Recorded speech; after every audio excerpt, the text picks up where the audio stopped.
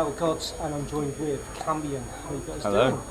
We are good. We are very good. Unbelievable. Last year, last time we saw you. It was indeed, yeah. METALGODS as well. So, well, you've had one hell of a year since then. Yeah. On tour with you're playing with Beholder. Yeah. And some from the reports that are really impressive as well. That was a really cool tour, yeah. It was really good. We had a lot of fun with those guys as well. Really nice bunch of guys as well. Want to spill any secrets? There wasn't really many secrets really. It was quite Chilled. yeah, well behaved. Well, kind of well behaved. Lots of tea, and Simon cooked us some, what was it he cooked us? Some kind of curry. Some kind of curry thing. It's pretty nice.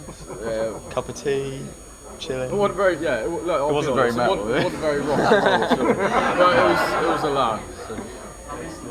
Obviously, you guys have got a lot happening as well this year. Yeah. I think The things like several tours that are sort of been spoken about at the minute, but nothing super confirmed at the minute really. So it's just sort of in talks, but hopefully a lot of cool things come out of it. So we're recording later in the year. Actually, well, next weekend we're recording.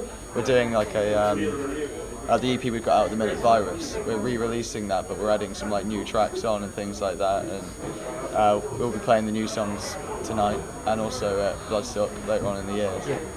I think the big one so far this year for us is obviously playing the second stage of Bloodstock. Yeah. We played the new Blood stage 2 years ago.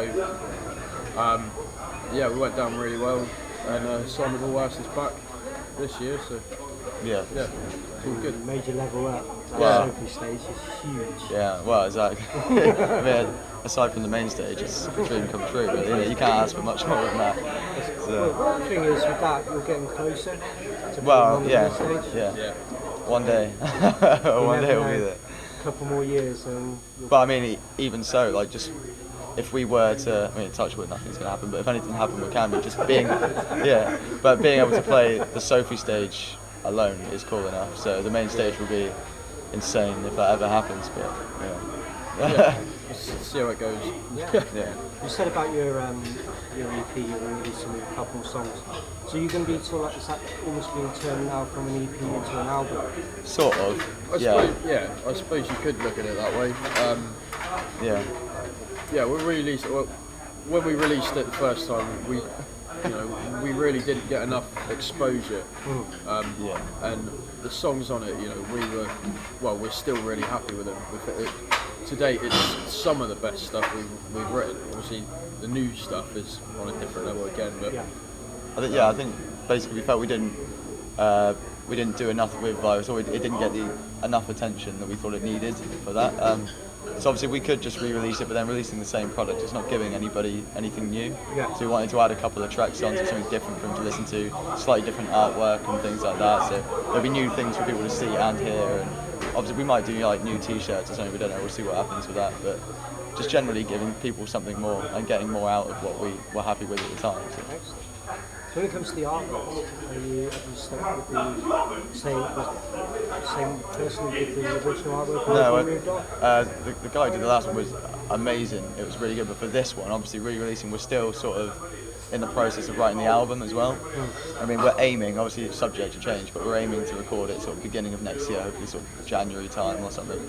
But obviously it's a lot of money involved in this sort of thing, so we're doing the artwork ourselves, really, just sort of, it's based on the old artwork, there are still elements of that in it, but we just added like a little twist to it. And, so it'll be along the same lines, but slightly different. That's why not a lot of people know how much it costs to actually produce an album at the end of the day. Even people who do self-releases, they've had to invest a lot of time, they've had to invest obviously their own time, the software on their machines. There's so much.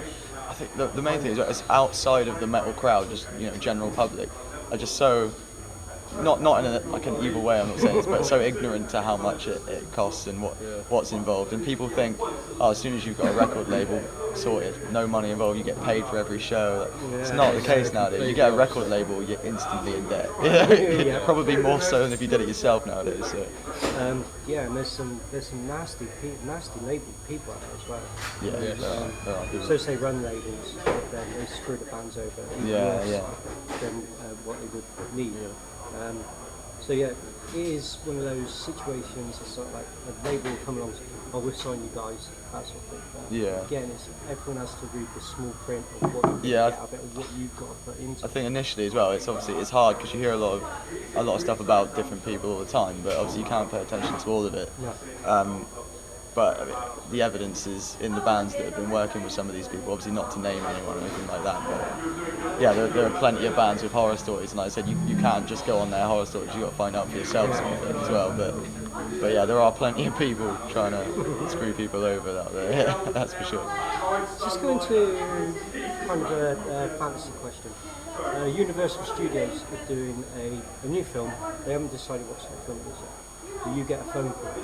Right. What would you like to have your music played to? What sort of genre? Oh, that's a cool question. Come on, Elliot! I'd say probably remake of Texas Chainsaw Massacre. Another remake. Fuck it. Yeah. Something horrible. Yeah, Texas Chainsaw Massacre on the moon. Let's do it. Directed and produced by Rob Zombie. Yeah. The obvious choice is something like Evil Dead or something like that. I mean, that would be cool. But something spacey is very cool. Something, Star Wars. Let's say that. Why not? Star Wars. The Disney remake. Disney remake. Yeah. With your new material sort of coming out, obviously the choice at the moment is still sort of iTunes, Amazon, the MP3 sort of sites as well. But if you had the chance, would you release it on 180 gram vinyl? Yeah. Totally. Who wouldn't? Why wouldn't you? Exactly. That's just cool. It obviously costs a lot more. Yeah. There's, no two ways about it. It costs, well, I'd say probably 5 times the amount. Can do. Yeah.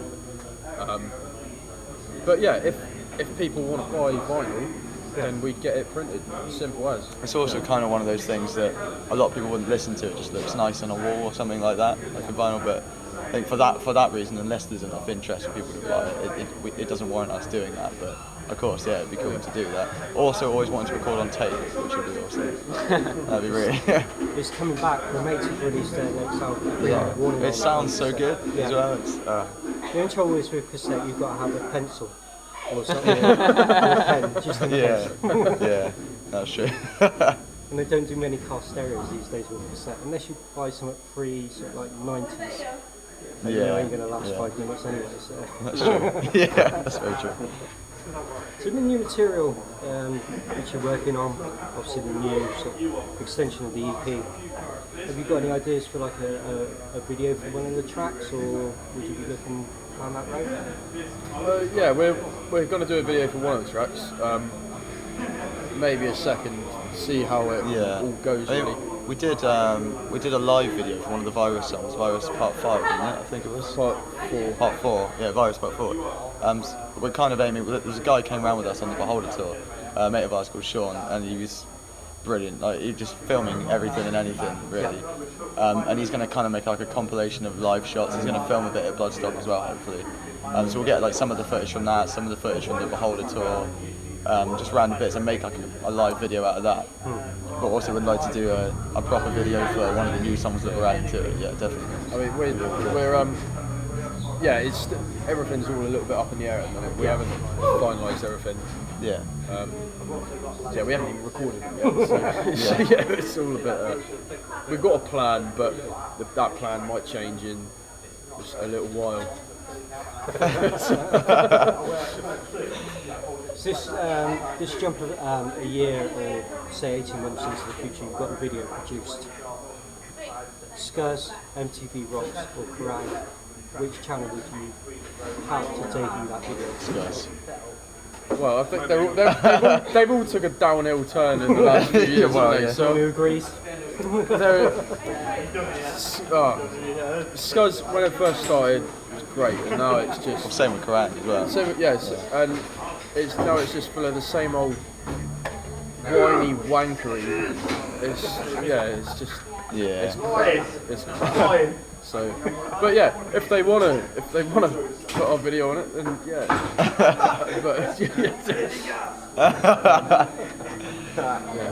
But out of that particular selection, I'd say Scuzz probably. Yeah, definitely. Okay, let's go into music magazines. Do you guys still read or purchase?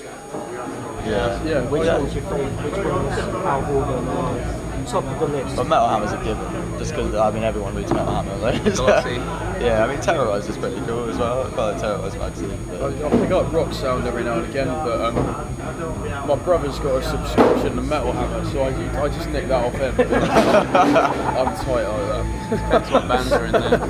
Yeah, it depends. Yeah, like Johnny just said, it depends what bands are in it as well. If there's a band on the front cover you want to see, then you might be more tempted to pick it up, of course. But yeah. Okay. Another fancy question. You've had a complete live shot photograph taken, you in all your glory, like red's going all over the place, hair all over the place. Someone wants to launch it as a full-on poster. Which magazine would that appear in? Which one would you say you've got the exclusive? I think probably Metal Hammer, just for the reason that probably, in my head, more people would see it. Yeah. Probably. But I don't know, there's a lot of magazines on the top shelf that could be quite good. Depends on the shop. Depends what you mean by in all our glory. So. Well, that's it. How much glory are we talking about? Sorry, bit off track. I did think about that question before I asked it. 6 inches of glory or 6 feet of glory? So the rest of the year, obviously you're quite busy. There's stuff coming out. There's a few things obviously we can't sort of discuss at the moment because they're in the pipeline. Recording. Did you guys get any time off? We had a pretty quiet month in February, but you know we've been writing all this year pretty much. I wouldn't say we've ever had time off actually. No. Yeah. It's, I mean, I think one of the typical things for us at the moment is trying to balance up the work life and the band life. It's like so different things. You also got to be committed to your work in some respect, but then the band is really more than work. So the most annoying thing with that is that for anything like people are struggling, you'd be on benefits or anything like that. Nobody takes a band seriously. It's a hobby until you start making money. They're like, hang on a minute, no, this is a job now. Give us some money back. And it makes it so difficult because when you're trying to like work and do all this kind of thing, and you're doing the band as well, you've got no time to do it. There's no help from any kind of government to help you do a band. Yeah, like I said, as soon as you start making a bit of money back, they're so interested in it all of a sudden. Let's just say one name, right? Exactly. Yeah. It makes it so difficult. It makes it really, really difficult. Yeah. So what do you guys, obviously you do work outside of the band. What are your professions? I'm like a carpenter. I'm a sound engineer down in our local venue. Excellent. I'm self-employed. I do building work. I do all sorts of work, really, domestic and industrial work. Under the table jobs. Yeah, so like, yeah. Want to get cash work done? Yeah, come on in. yeah, I used to be a self-employed side ish cowboy type thing. Now I'm making dentures. He's not even lying. That's the best thing. That's the thing, you've got to have, like you're saying, you've got to have a job there to support you whilst you're doing the band. The band is ultimately your love at the end of the day, so the passion's there in music, but you can't have one without the other. Yeah, exactly. Yeah. If you're not in work, then obviously you can't plunge yourself That's it. It's all right whilst you're working most of the time and doing the odd gig. But when it starts to, you're working 50% of the time, you're gigging 50% of the time, you've got to weigh up like how are you going to do it. The thing is, a lot of people, a lot of my friends think, they're Cambion are gigging all the time. Oh, they must be earning loads of money. It's the complete opposite.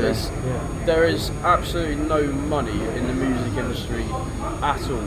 Even big bands, people are getting ripped off left, right, and centre, and that is the brutal truth of it. If people are in a band and don't have a job, then they're doing something wrong, really. Unless I don't know anyone who's in an original band that is earning a wage as such. I've got a friend who plays in an AC/DC tribute band, but that's a different market altogether. He earns money out of that. So it's just quite interesting because people will pay more money to see a tribute. What they would to see it sort of started to hit home with that when you're playing a gig, and in the next room they got DJs playing metal bands. And you're thinking like there might be 200 people in there listening to the DJs playing CDs. In the room where there's the potential next band that they would be listening to on that DJ night, they don't want to have anything to do with it. They'd rather listen to a disc than a real band. It's almost like that grey sort of safe area. People would rather go with what they know rather than fear to change and maybe end up liking something completely different. Well guys, it's been absolutely brilliant catching up. Looking forward to taking to stage like you're the penultimate band on as well. So just a couple of hours left, so get yourself tuned up and sobered up, ready to go. Doesn't even matter if we're not in tune. It's alright. This has been absolutely brilliant. Have a great 2015. Looking forward to seeing you tonight, and looking forward to hearing the new material. So are we. Brilliant. Cheers. Thank you very much.